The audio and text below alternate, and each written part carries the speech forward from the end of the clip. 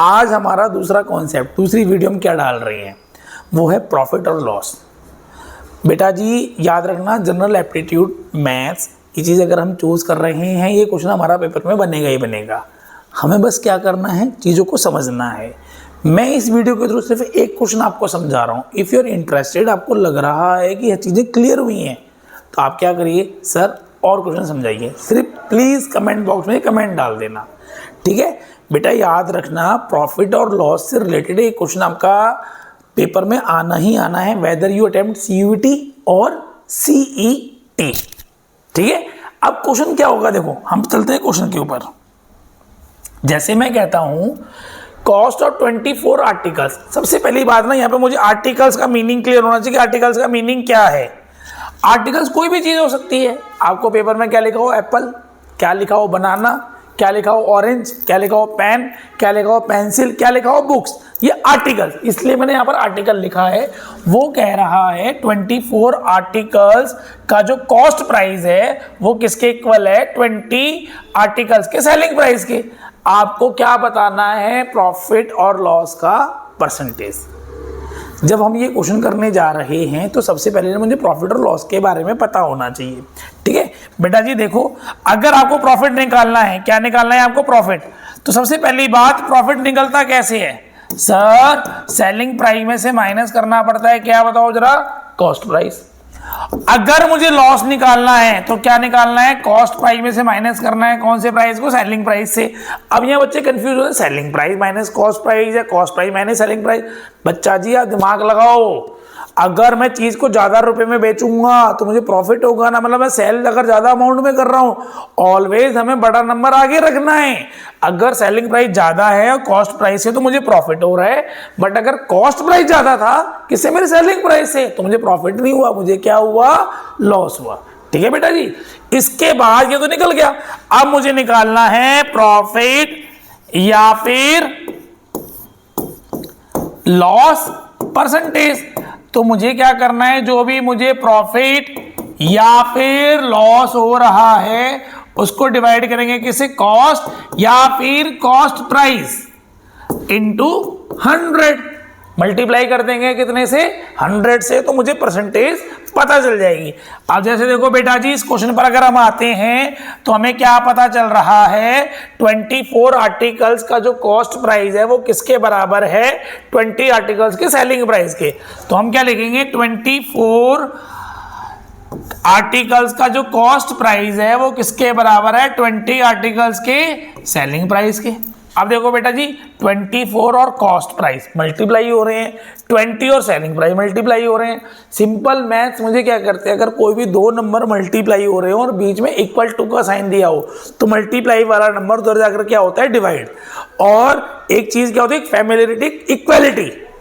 ये 24 है, ये 20 है, ये CP और ये SP है। आपके अकॉर्डिंग 24 20 के साथ होना चाहिए और SP और CP साथ में होने चाहिए।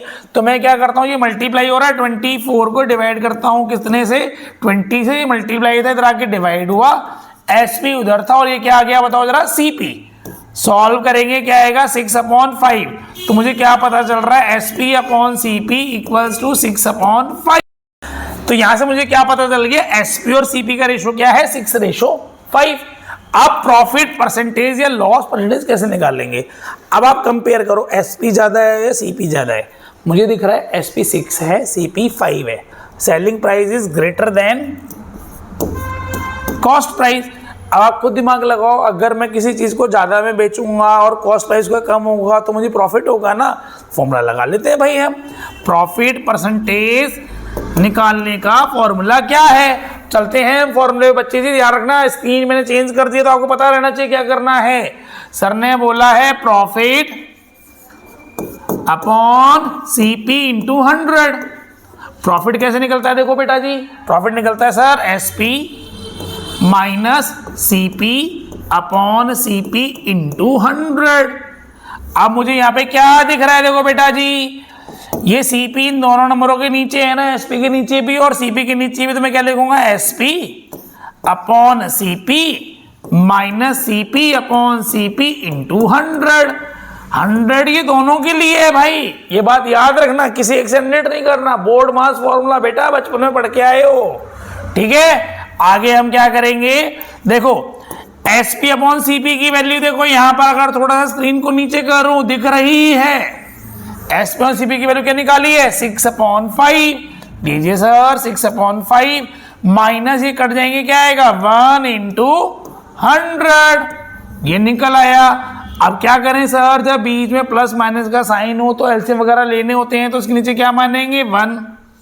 ये क्या आएगा बताओ जरा 5, याद हो तो डिनोमिनेटर को मल्टीप्लाई करना होता है, 5 को 1 से मल्टीप्लाई करा 5 आया, उसमें क्रॉस मल्टीप्लाई करो, 1 को 6 से करा 6, माइनस का साइन बीच में, 5 को 1 से करा 5, इसके बाहर क्या दिया हुआ है × 100, 6 में से 5 क्या कह रहा है, क्या 1, नीचे क्या है 5 × 100। अब बताइए बच्चा जी क्या करेंगे, हम इस 5 को 100 से काटेंगे तो 20 आया। बेटा जी परसेंटेज 20 नहीं होता, 20% होता है। तो इसका मतलब इस क्वेश्चन के अंदर जो मुझे प्रॉफिट हो रहा है वो कितना हो रहा है 20%। आई होप आपको ये चीज क्लियर हुई होगी। अगर क्लियर हुई है, मैं एक छोटा सा क्वेश्चन और देता हूं, ठीक है, आप प्लीज इसको ट्राई करिए। क्या है, अगर 16 आर्टिकल्स का कॉस्ट प्राइस इक्वल है किसके, 20 आर्टिकल्स के सेलिंग प्राइस के, तो बताइए मुझे प्रॉफिट हुआ है या फिर लॉस हुआ है, और हुआ है तो कितना प्रॉफिट परसेंटेज में और कितना लॉस। आई होप आप कमेंट करोगे, चीजें बताओगे और आप करिए। आप सबके लिए सीरीज है, कोई भी डाउट है, कोई भी चीज है, आप नंबर हमने दिया हुआ है, हमें DM करिए, मैसेज करिए, आप सबको सारी चीजें क्लियर कर जाएंगी।